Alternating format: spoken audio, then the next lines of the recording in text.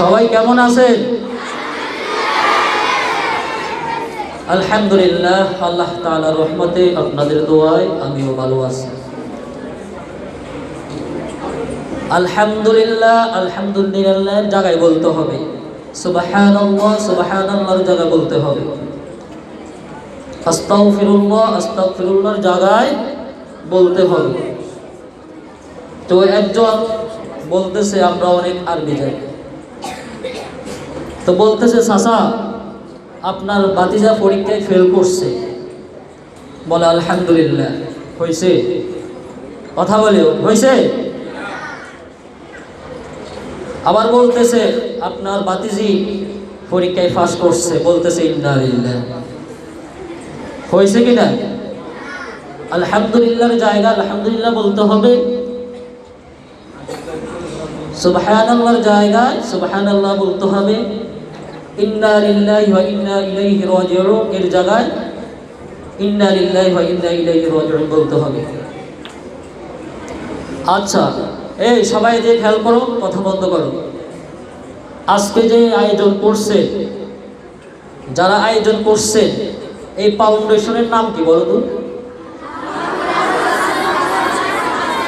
হ্যাঁ, অনেকেই বলতে পারছে, অনেকে পারে নাই। তোমরা বাড়িতে যাইবা, তোমার মা তোমার বাবা জিজ্ঞেস করবে, বাবা যে তোমরা যে প্রতিযোগিতায় গেলা সেখানে কোন ফাউন্ডেশন বা কারা আয়োজন করছে? তুমি যদি নাম না বলতে পারো হয়তো বলবো ওই কোনাকার কেরামত আলীরা কি করছে, আয়োজন করছে, আমরা তো জানি না। হবে নাকি? কথা বলি হবে না, বলতে হবে কে করছে। আহলুল কোরআন ওয়াস সুন্নাহ ফাউন্ডেশন বাংলাদেশ আয়োজন করছে। এর ফলে তোমাকে বলবে যে কোথায় আয়োজনটা হয়েছে, বলতো কোথায় আয়োজন হয়েছে, এখানে কোথায়? হ্যাঁ, আল মদিনা কমপ্লেক্স মাদ্রাসা, স্থানের নাম কি? আলিপুর। কি আলিপুর। আর এই যে আহলুল কোরআন ওয়াস সুন্নাহ ফাউন্ডেশন প্রতি বছর আয়োজন করে থাকে।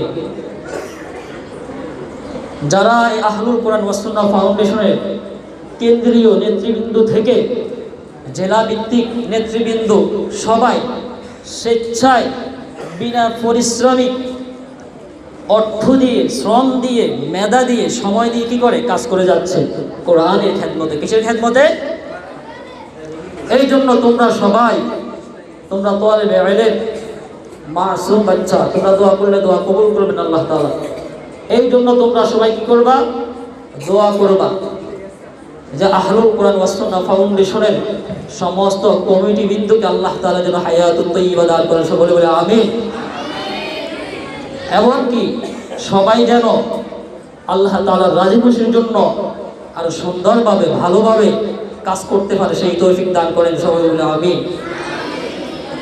এর ফলে দোয়া করব যে আজকে আমরা যে এখানে বসছি, যারা আমাদেরকে এখানে বসার স্থান দিয়েছেন, ওনারা যে আমাদের জন্য খাবারের ব্যবস্থা করছেন, অনেক মেহনত করেছেন, অনেক টাকা খরচ করছেন, ওনাদের জন্য আমরা দোয়া করি যে এই প্রতিষ্ঠানের প্রতিষ্ঠাতা মরহুম হাজী আব্দুর রশিদ রহমতুল্লাহ আলাইহি, ওনার জন্য দোয়া করি আল্লাহ তাআলা যেন ওনার কবরকে নূরে নূরান্বিত করে দেন।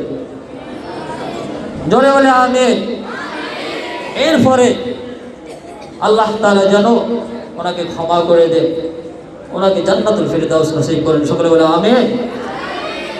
আর এখানে যারা সভাপতি আছেন, সেক্রেটারি সাহেব আছেন, কমিটির আরো সদস্যবৃন্দ আছেন, শিক্ষক মহোদয়গণ আছেন, ওনারা আমাদেরকে অনেক সহযোগিতা করেছেন। আল্লাহ তাআলা ওনাদের হায়াতের মধ্যে বরকত দান করেন। সকলে বলে আমিন। আল্লাহ তাআলা ওনাদেরকে ক্ষমা করে দেন। সকলে বলে আমিন। এবং ওনারা যেন এমনিভাবে দ্বীনের খেদমত করে যেতে পারে, সেই তৌফিক দান করে। সকলে বলে আমিন। আমি সংক্ষেপে কয়েকটি কথা বলবো, নসিহাগুলো। এই যে আহলুল কোরআন ওয়াস সুন্নাহ ফাউন্ডেশন এই যে আয়োজন করছে, এই আয়োজনে তোমাদের কি ফায়দা হয়েছে না হয় নাই? অবশ্য হয়েছে।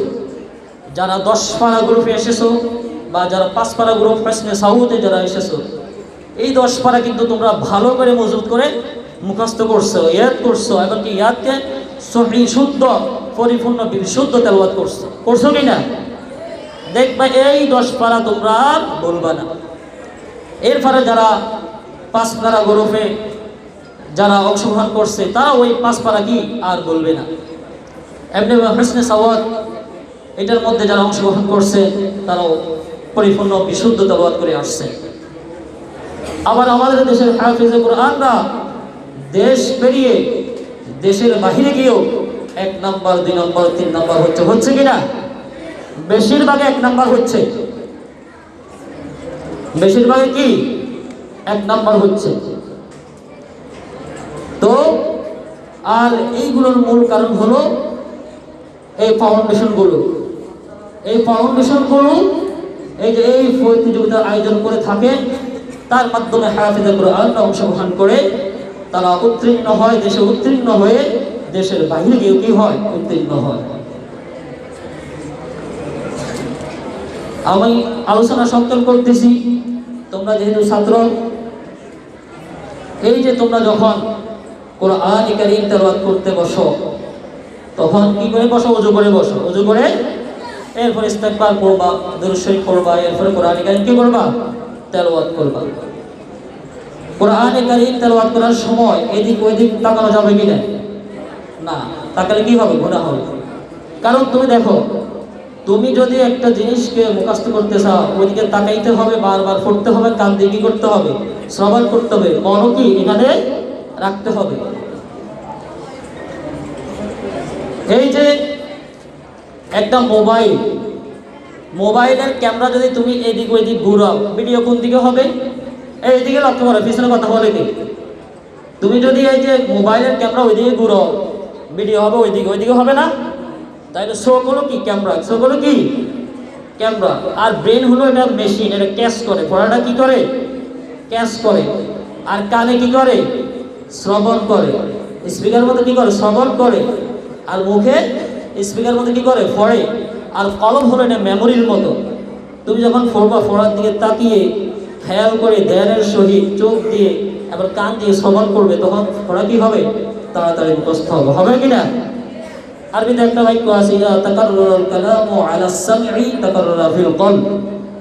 যেই কোনো পড়া যখন বারবার পড়া হয় তখন কানের মধ্যে যখন বারবার শোনা হয় তখন অন্তর কি হয়? গেঁথে যায়, বসে যায়। এই জন্য এটা অন্তর থেকে শ্রবণ করতে হবে। ওই তুমি দেখা গেছে পড়ার বসছ, তোমার তন এখানে আছে, তন মানে শরীর কি এখানে আছে, মন কি না এখানে নাই। ওই তুমি হয়তো বাগানে হাঁটি কি করতে আসো? ফাঁকির বাসে ঢোকাইতে আসো, না ওই সুপার মার্কেটে কি করতে আসো? ঘুরতে আসো। তোমার মন এখানে নাই, তন কি এখানে আছে।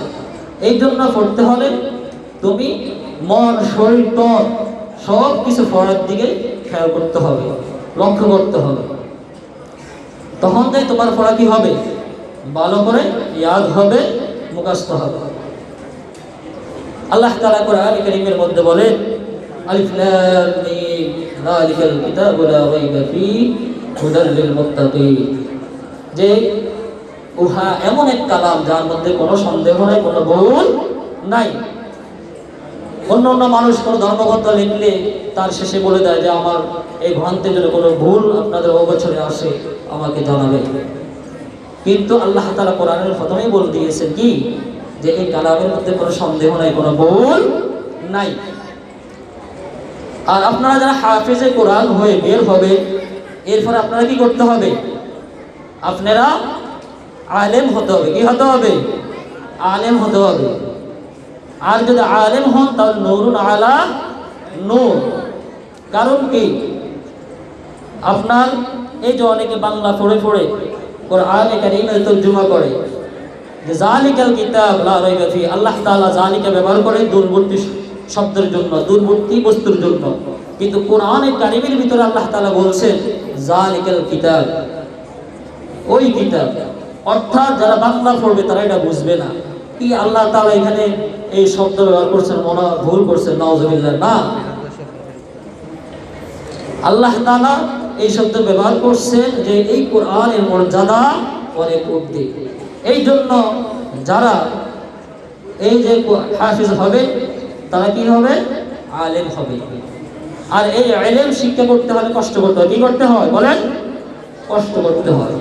আল্লাহ রাসূল সাল্লাল্লাহু আলাইহি ওয়াসাল্লামকে যখন জিবরাইলে বুকের মধ্যে টেনে চাপ দিলেন, তখন পুরো দুনিয়ার ইলম আল্লাহ তাআলা রাসূলের সিনা মোবারকে ঢুকে গেল। তখন সাথে সাথে আল্লাহ রাসূলের জ্বর এসে গেল। কি আসছে? জ্বর আসছে। আল্লাহ রাসূল ঘরে গিয়ে বললেন, জাম্মিলুনি জাম্মিলুনি, আমাকে কি দাও? কম্বল দাও। তাহলে যদি আল্লাহর রাসূলের ইলম শিক্ষা করতে গিয়ে যদি আল্লাহর রাসূলের জ্বর আসে, তাহলে তো আমাদের অস্তিত্ব থাকার কথা না। এই জন্য মান জাদ্দা ওয়াজাদা, যে যতটুকু চেষ্টা করবে আল্লাহ তাআলা অতটুকু ইলম কি করবেন? দান করবে।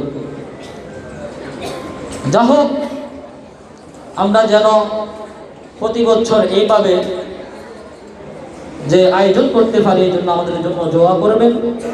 আর আমরা যারা এখানে অংশগ্রহণ করছি, আমরাও তাদের জন্য দোয়া করি, তারা যেন ভবিষ্যতে আলো ভালো করতে পারেন।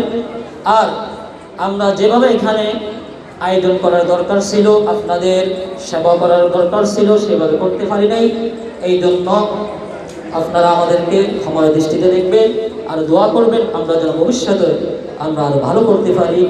আমিন। আসসালামু আলাইকুম ওয়া রাহমাতুল্লাহি ওয়া বারাকাতুহু। মারহাবা, তাহলে মারহাবা।